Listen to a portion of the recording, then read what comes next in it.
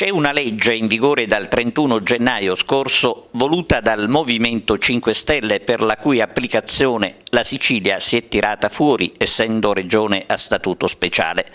Questa la notizia che ha scatenato non solo vibrate proteste e polemiche, ma anche l'ironia della coppia di comici siciliani, ovvero Ficarra e Picone, i quali ne hanno parlato ieri a Striscia la Notizia. La legge si chiama Spazza Corrotti, una norma che obbliga i candidati alle elezioni amministrative a produrre curriculum e certificato penale.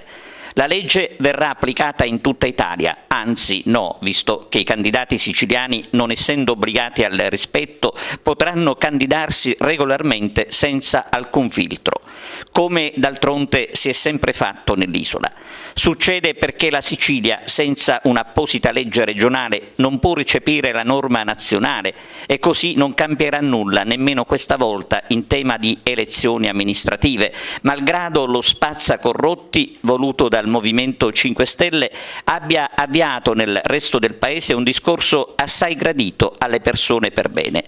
La vecchia politica, dicono a questo punto i grillini, è dura ad abituarsi al cambiamento. Come dare loro torto?